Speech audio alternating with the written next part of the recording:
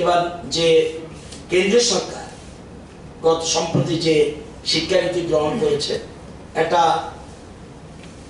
এই 34 বছর পর একটা পজিটিভ দৃষ্টিভঙ্গি নিয়ে, বাস্তববাদী চিন্তাধারা নিয়ে কেন্দ্রীয় সরকার নতুন শিক্ষানীতি গ্রহণ করেছে। এবং আপনারা জানেন যে এটা ঐতিহাসিক এবং new milestone in the education sector. আপনারা দেখেছেন বোধহয় জিডিপির 6%, টোটাল জিডিপির 6% শিক্ষা ক্ষেত্রে ব্যয় করা হবে।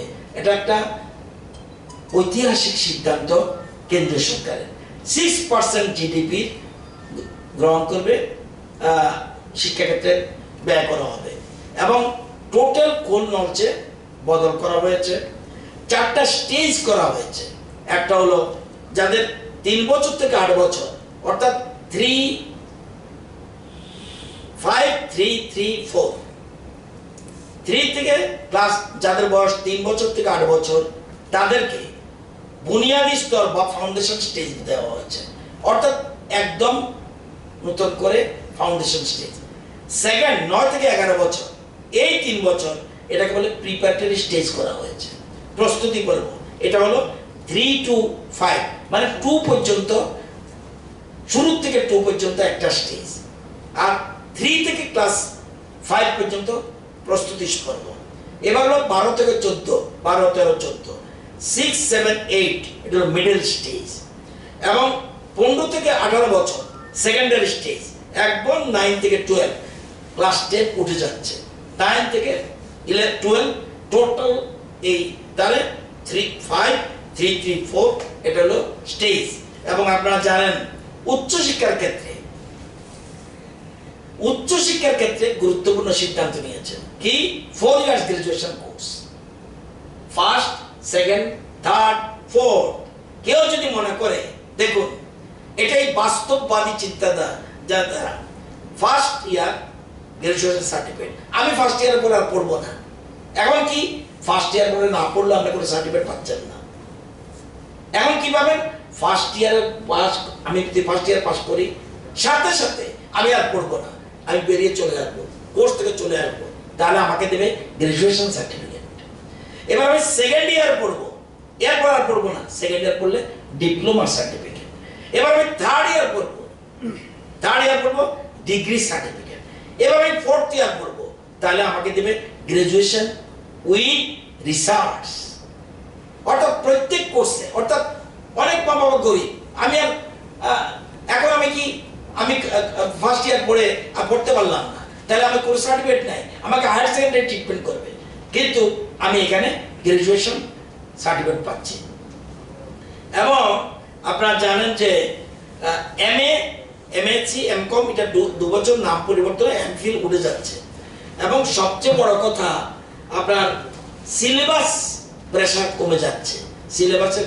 এবং আপনারা জানেন আর্টস, কমার্স, সায়েন্স থাকছে না। এখন কি হবে, আর্টস, কমার্স, সায়েন্স থাকছে না, কি থাকছে, আমার ইচ্ছা মতো আমি অঙ্ক নেব, আমার ইচ্ছা বাংলা নেব। এই যে জিনিসটা, এটা গুরুত্ব দেওয়া হয়েছে। আপনারা জানেন কোন কলেজ ইউনিভার্সিটির অধীনে থাকবে না, কলেজ অটোনমি বডি, ইউনিভার্সিটি যেমন autonomy body, college autonomy body থাকবে। অর্থাৎ সেক্ষেত্রে অবশ্য 15 বছর যদি পুরনো কলেজ হয়, সে আর ইউনিভার্সিটির কাছে যেতে হবে না, এবং তারাই পরীক্ষা নেবে। এবং সেই জন্য আমি কোর্স চালু করব কলেজে। সে এখন যেমন আমি যদি এমবিবি কলেজে যদি আমি কোনো কোর্স চালু করতে চাই, এপ্লিকেশন লাগবে ইউনিভার্সিটি, এখন কিন্তু এটা লাগছে না। এবং মার্কশিট ইউনিভার্সিটি থেকে নেওয়ার প্রয়োজন নেই, কলেজ পরীক্ষা নেবে, কলেজে মার্কশিট দেবে। এবং কলেজগুলি সম্পূর্ণ ইউনিভার্সিটির মতো অটোনমি বডি, যদিও 15 বছরের কথা উল্লেখ করেছে। এবং মুখস্থ বিদ্যার দিন শেষ, মুখস্থ করে, অর্থাৎ বাস্তববাদী চিন্তা করে এডুকেশন, মুখস্থ দিনের শেষ। অর্থাৎ বোর্ডে লিখে দিল 2 + 3, 3, 2, 5, বোর্ডে দেখলো। এবার 5টা গুটি রাখলাম, এবার আমি ছেলেকে বললাম তুমি আমাকে 3টা গুটি দাও, সে বুঝতে পারছে না। অর্থাৎ বাস্তবকে একদম এটাকে গুরুত্ব দেওয়া হচ্ছে। এবং সেই জন্য এবং শিক্ষা ক্ষেত্রে রেগুলেটরি কমিশন, রেগুলেটরি অথরিটি করা হচ্ছে। প্রাইভেট স্কুলগুলি সব কিন্তু রেগুলেটরি অথরিটি, সরকারি স্কুল, বেসরকারি স্কুল ইচ্ছা মতে ফিস নেবে, সে সুবিধা নেই, রেগুলেটরি অথরিটির অধীনে চলে আসবে। এবং এখন হাইস্ট অথরিটি বডি রাষ্ট্রীয় শিক্ষা আয়োগ, এটা হাইস্ট অথরিটি, এটা প্রধানমন্ত্রী থাকবে এর নেতৃত্বে। তো এই যে জিনিসগুলি এবং স্কুল কমপ্লেক্স করার উপরে গুরুত্ব দিয়েছে। কিরকম? অনেক স্কুল দেখবেন স্টুডেন্ট কম, টিচার বেশি, আবার টিচার বেশি, স্টুডেন্ট কম। এই জিনিস দূরের জন্য স্কুল কমপ্লেক্স, যেটা আমরা এর আগেই সিদ্ধান্ত নিয়ে রাজ্য সরকার, ত্রিপুরা সরকার আগের থেকেই এটার উপরে গুরুত্ব দিচ্ছে। অর্থাৎ এবং সেক্ষেত্রে আপনারা দেখবেন যে যেমন শিক্ষা প্রযুক্তি ভোকেশনাল কোর্স ক্লাস 6 থেকে, এবং ভোকেশনাল কোর্সের উপরে সবচেয়ে গুরুত্ব, অর্থাৎ আমি যেন পাশ করে আমি যেন বসে না থাকতে হয়, আমি যেন স্বাবলম্বী হতে পারি, এমন শিক্ষা। ভোকেশনাল কোর্স আমরা এখন কোথা থেকে করছি? 9 থেকে, এখন বলছে 6 থেকে করা আরম্ভ হবে। এবং শিক্ষার প্রযুক্তি আইটি, এটার উপরে গুরুত্ব দেওয়া হয়েছে। এক্ষেত্রে আমরা আমাদের সরকার অনেকটা এগিয়েছে। গণিতের উপরে সবচেয়ে বেশি গুরুত্ব দেওয়া হচ্ছে, গণিত। এবং আপনারা জানেন যে মাতৃভাষার উপরে সবচেয়ে গুরুত্ব দেওয়া হয়েছে। এবং শিক্ষক নিয়োগে সর্বভারতীয় টেট, কোয়ালিটি এডুকেশন, গুণগত শিক্ষার উপরে গুরুত্ব দেওয়া হয়েছে। এবং আগের মতো কোশ্চেন নয়, পরীক্ষা সংক্ষিপ্ত এবং বড় দুই ধরনের, অবজেক্টিভ যেমন থাকবে আবার বর্ণিত প্রশ্নপত্র থাকবে। অর্থাৎ এই যে জিনিসগুলি, এগুলি একটা গুরুত্ব নতুন করে একটা নতুন ইতিহাস। এবং এখন রাখবেন ইউজিসি, এনসিটি, এআইসিটি, এগুলি সব national higher education regulatory authority, ওইটা হবে স্কুল অথরিটি রেগুলেটরি কমিশন, আর হায়ার এডুকেশনের জন্য করা হচ্ছে। এবং অত্যন্ত পজিটিভ দিক, এবং অনেকগুলি জিনিস যেমন নেইবারিং ক্লাস, যেটা এটা আমরা রাজ্য সরকার আগেই, সেন্ট্রাল গভর্নমেন্ট বলার আগে আমরা করে নিয়েছি। ভোকেশনাল কোর্স আমরা গুরুত্ব দিচ্ছি। আমরা যেমন ভোকেশনাল আইটি আমরা সাবজেক্ট করেছি, এবং ত্রিপুরাতে আগে ছিল না। অনেকগুলি জিনিস আমরা গ্রহণ করেছি, এবং এটা একটা ঐতিহাসিক সিদ্ধান্ত। 34 বছর পর প্রকৃতি, এবং সবচেয়ে বড় কথা হলো শিক্ষা কিন্তু সমস্ত টাকা এনে ঢেলে দেওয়া হবে।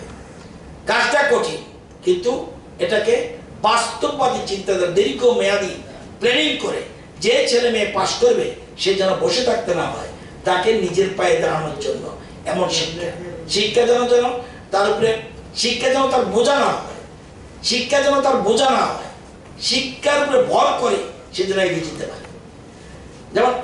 যেমন সরস্বতী ঠাকুর হাসের উপরে ভর করে যায়। তাহলে শিক্ষা, আমি যে শিক্ষা দিয়েছি, আমি যে সার্টিফিকেট পেলাম, এই সার্টিফিকেটের উপরে ভর করে আমি এগিয়ে যাব। শিক্ষা যেন আমার বোঝা না হয়, এই এডুকেশন স্বাবলম্বী চিন্তাধারা নিয়ে এবং গুরুত্বপূর্ণ সিদ্ধান্ত কেন্দ্রীয় সরকার গ্রহণ করেছে।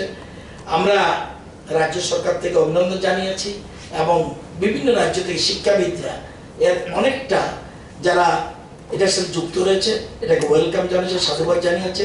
যত দ্রুত সম্ভব হয় এটা চালু করলে ভালো। প্রথম দিকে টাফ হবে। আপনারা জানেন যে আমরাও এনসিআরটি চালু করতে গিয়ে এনসিআরটির উপরে সবচেয়ে বেশি গুরুত্ব দেওয়া হয়েছে। এবং আমরা জানেন ওয়েস্ট বেঙ্গলের মতো স্টেট এনসিআরটি নেই, একমাত্র ত্রিপুরা 1 বছরের মধ্যে এনসিআরটি করে ফেলেছে।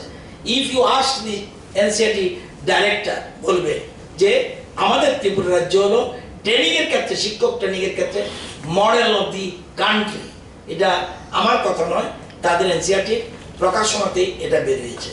তো এই জন্য আমরা তৈরি রয়েছি, যখনই সিদ্ধান্ত নেবে কার্যকরী করার জন্য, এবং সেটার জন্য আমরা তৈরি আছি। তো এই ব্যাপারে আপনাদের জানালাম। 2021-এর কথা বলা হয়েছে। আমার ধারণা পুরোপুরি চালু হতে গেলে 2025-এর আগে বোধহয় সম্ভব নাও হতে পারে, যতটুকু আমি জানি।